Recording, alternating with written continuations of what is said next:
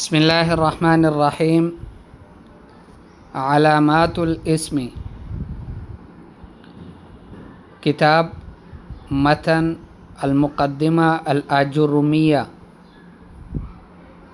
قال فالاسم يعرف بالخفض والتنوين ودخول الألف واللام وحروف الخفض وهي من وإلى وعن وعلى وفي ورب والباء والكاف واللام وحروف القسم وهي الواو والباء والتاء۔ ہم نے سبق پڑھا تھا کہ کلام اللفظ المرکب المفید بالوضع، پھر ہم نے دوسرا سبق پڑھا تھا وَلَهُ ثَلَاثَةُ أَقْسَامٍ اسم وفعل وحرف۔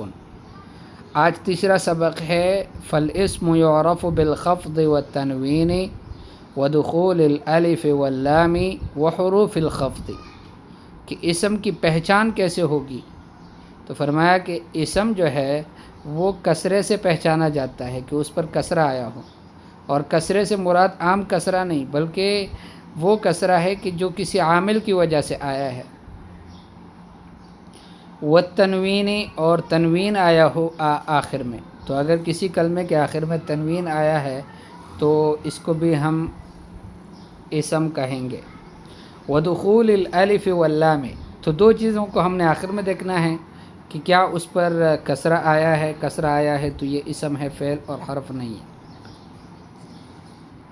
دوسری چیز تنوین ہے کہ کیا اس پر آخر میں تنوین آتی ہے، اگر تنوین آتی ہے تو یہ بھی اسم کی علامت ہے، یہ فعل اور حرف نہیں ہے، یہ آخر میں دیکھنا ہے۔ دو چیزوں کو شروع میں دیکھنا ہے۔ شروع میں کیا دیکھنا ہے؟ دخول الالف واللام، کیا اس پر الف واللام داخل ہوتے ہیں، اور دوسری چیز جو ہم نے شروع میں دیکھنی ہے وہ ہے حروف الخفض۔ حروف الخفض، حروف الخفض کا مطلب یہ ہے کہ اس پر حروف جارہ داخل ہوتے ہیں یا نہیں ہوتے، اور حروف جارہ پھر دو طرح کے ہیں، ایک ہے حروف جارہ عامہ جیسے من، الی، عن، علی، فی، رب، الباء، الکاف، اللام، اور دوسرے ہیں حروف خاصہ جو کہ حروف قسم ہیں، اور وہ ہے الواو والباء والتاء، واو اور با اور تا۔ تو وَأَقُولُ لِلْإِسْمِ عَلَامَاتٌ، اور میں کہتا ہوں کہ اسم کی علامتیں ہیں، یتمیز عن اخویہ، کہ وہ جدا ہوتا ہے اپنے دونوں بھائیوں سے، یعنی ان علامات کی وجہ سے اسم اپنے دونوں بھائیوں فعل اور حرف سے جدا ہوتا ہے۔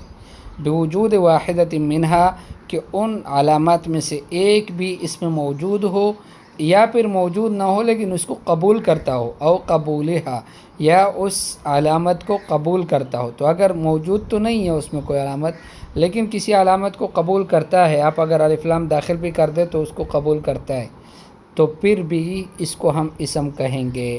وقد ذکر رحمہ اللہ من هذه العلامات 4 علامات، ان علامات میں سے کہ جو اسم کی علامات ہیں جن کے ذریعے سے وہ ممتاز بنتا ہے فعل اور حرف سے، ان علامات میں سے رحمہ اللہ نے، یعنی مصنف رحمہ اللہ نے 4 علامتیں ذکر کی ہے، اور وہ کون کون سی ہے؟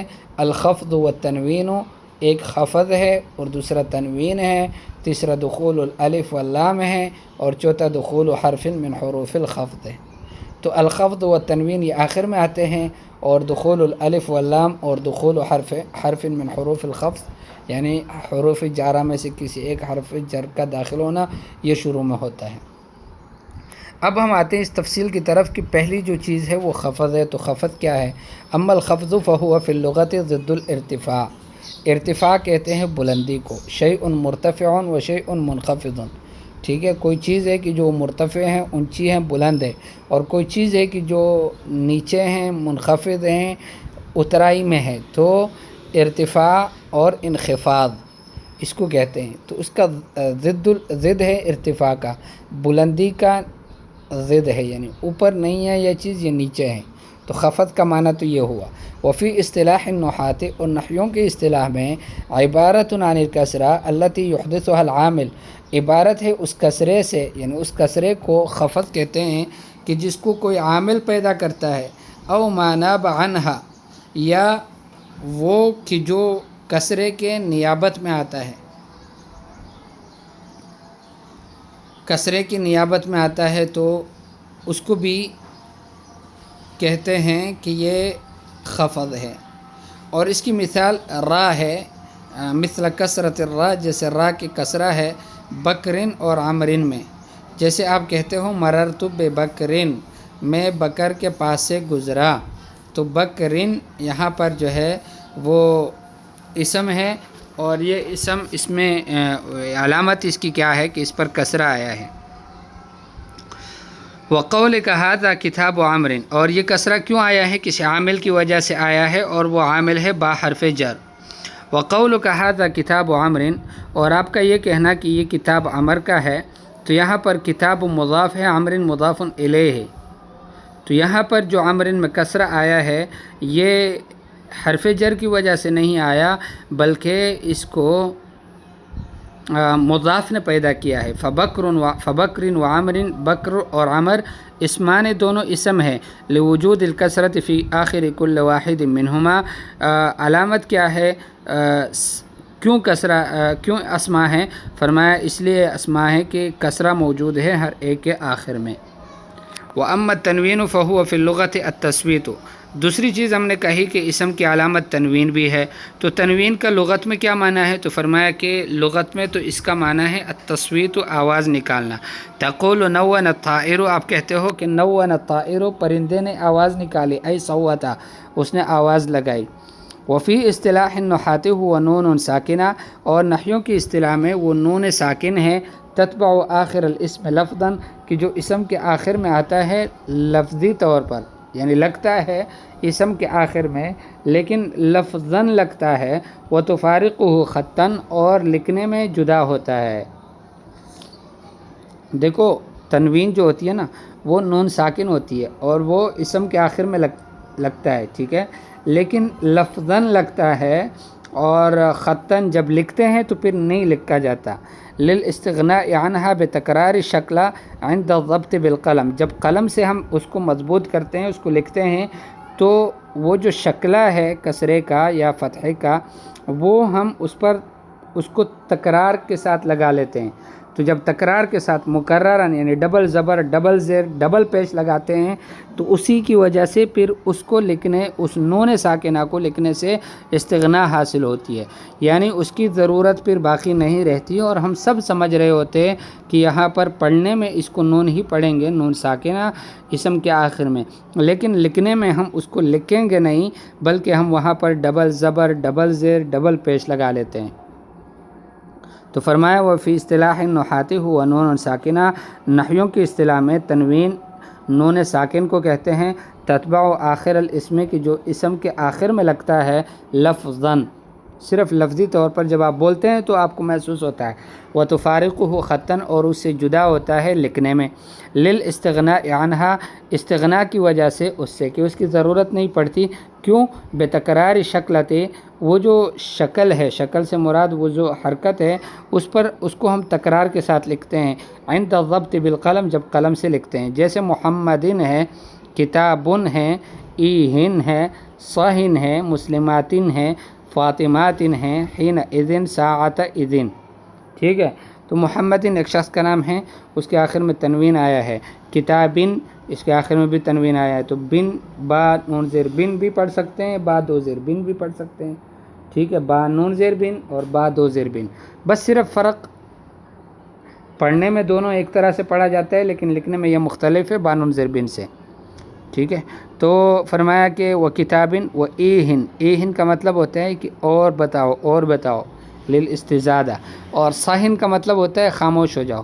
مسلماتن کا معنی مسلمان عورتیں، اور فاطماتن بہت ساری فاطمات. وحین اذن، اور اس وقت، وساعت اذن، اور اس گھڑی میں. فہذه الکلمات کلها اسماء، یہ سارے کلمات اسماء ہیں. بدلیل وجود التنوین فی آخر کل کلمۃ منها، دلیل کیا ہے کہ یہ اسماء ہیں؟ فرمایا کہ دلیل یہ ہے کہ تنوین موجود ہے ہر ایک کلمے کے آخر میں. العلامۃ الثالثہ من علامات الاسم، تو دو علامات ہم نے پڑھ لی، الخفض والتنوین. تیسری علامت کیا ہے؟ فرمایا کہ دخول الف لام فی اول الکلمہ، الف لام کا داخل ہونا کلمے کے شروع میں.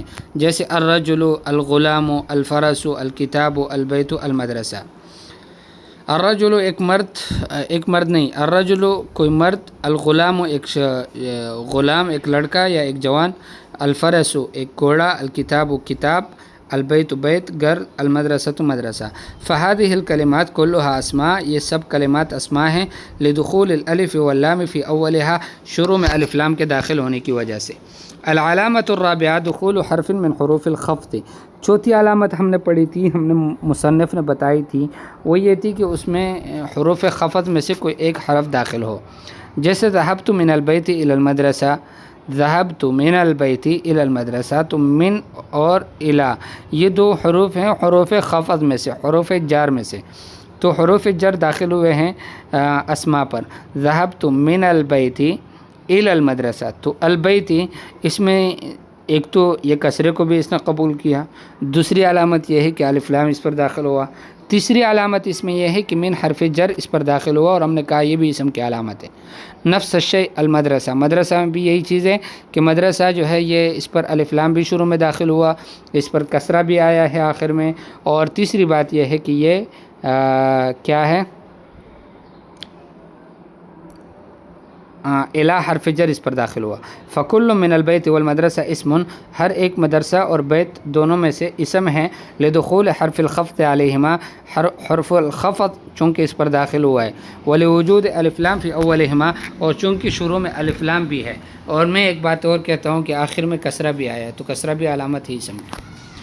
اچھا، وحروف الخفض ہی من، حروف الخفض کون کون سے ہیں؟ حروف جارہ، سب سے پہلی چیز حروف جارہ میں سے سب سے پہلا حرف وہ من ہے، ولہا معان، اور اس کے کئی معنی ہیں، منہا الابتداء، ان میں سے ایک معنی ابتدا کا بھی ہے، جیسے آپ کہتے ہو سافرت من القاہرہ، یا سافرت من اسلام آباد، میں نے اسلام آباد سے سفر کیا، تو آپ کے سفر کی ابتدا کہاں سے ہوئی؟ اسلام آباد سے ہوئی۔ دوسرا ہے الی، الی کے معنی ہیں، لیکن ان کے معنی میں سے انتہا بھی ہے، کسی جگہ کے حد تک، جیسے سافرت الی الاسکندریہ، میں نے اسکندریہ تک سفر کیا، آپ کہہ دیتے ہو کہ سافرت الی لانڈی، میں نے لانڈی تک سفر کیا۔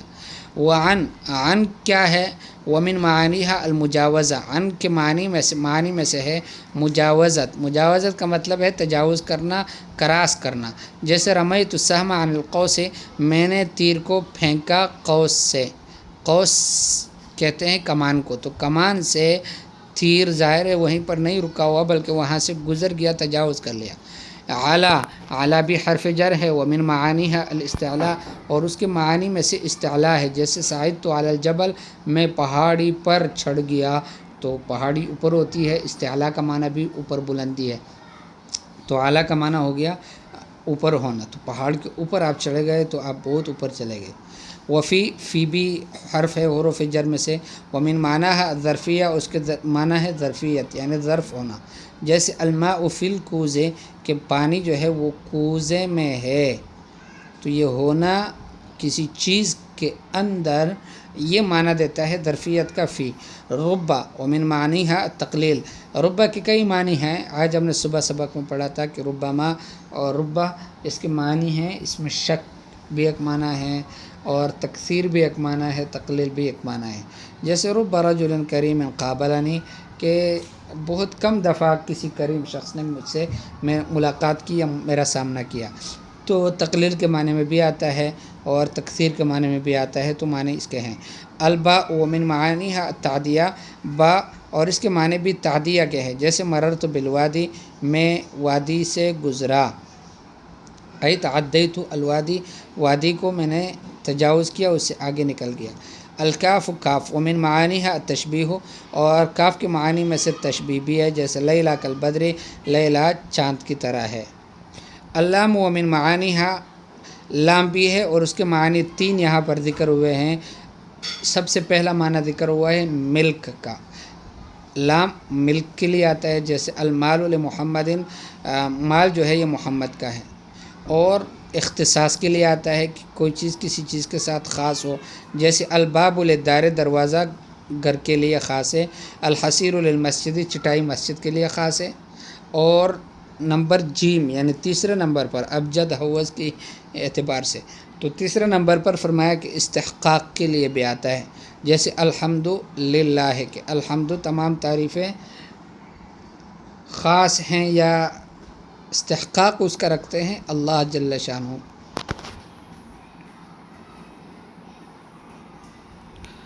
ومن حروف الخفض حروف القسم، یہ تو حروف عامہ تھے، اب حروف خاصہ کی طرف آتے ہیں۔ تو حروف خاصہ یعنی حروف خفض میں سے، یعنی جو وہ حروف جو حروف جارہ کہلاتے ہیں اس میں سے حروف قسم بھی ہیں۔ وہی ثلاثۃ احرف، اور وہ 3 حروف ہیں۔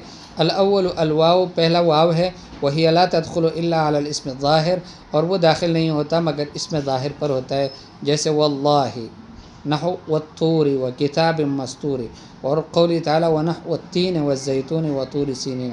دیکھو اللہ کے غیر کا قسم کھانا ہمارے لیے ناجائز اور حرام ہے، اور اللہ جل شانہ چونکہ اللہ ہے، مالک ہے، تو انہوں نے کھائی ہیں اس طرح کی قسمیں، ٹھیک ہے۔ تو ہم صرف کہیں گے واللہ۔ والثانی، اور دوسرا قسم ہے با کا، اور ہم نے یہ پڑھا کہ یہ جو واو ہے یہ اسم ظاہر پر داخل ہوتا ہے، اس کے بعد ہمیشہ اسم ظاہر آئے گا، اس میں ضمیر نہیں آ سکتا۔ والثانی البا، اور دوسرا با ہے، ولا تختص بلفظ دون لفظ، یہ کسی لفظ کے ساتھ بھی خاص نہیں ہے دوسرے لفظ کو چھوڑ کر، بل تدخل علی الاسم الظاہر، یہ اسم ظاہر پر بھی داخل ہوتا ہے جیسے باللہ لاجتہدن، اور ضمیر پر بھی داخل ہوتا ہے جیسے بک لاضربن الکسول، مجھے آپ کی قسم کہ میں ضرور بالضرور میں کسول کو قتل ماروں گا، استغفر اللہ، قتل نہیں، سست آدمی کو میں ذبح کروں گا، ذبح نہیں، اس کو ماروں گا، ٹھیک ہے۔ تو والثالث التا، تیسرا جو حرف ہے حروف قسم میں سے وہ ہے تا، ولا تدخل الا علی لفظ الجلالہ، اور یہ صرف لفظ الجلالہ پر داخل ہوتا ہے، یعنی اللہ جل شانہ کے اسم گرامی پر، جیسے وَتَاللَّهِ لَأَكِيدَنَّ أَصْنَامَكُمْ، کہ حضرت ابراہیم علیہ السلام نے کہا تھا کہ اللہ کی قسم میں ضرور توڑ دوں گا تمہارے بتوں کو۔ تو یہ ہم نے آج کا سبق پڑھا، ہم نے اسم کی علامات پڑھی کہ اسم کی علامات کیا ہے۔ تو فرمایا کہ سب سے پہلے علامت تو خفض ہے، دوسری علامت تنوین ہے، اور تیسری علامت الف لام کا داخل ہونا ہے، چوتھی علامت یہ ہے کہ اس پر حروف خفض میں سے کوئی ایک داخل ہو، یعنی حروف جارہ میں سے کوئی ایک داخل ہو۔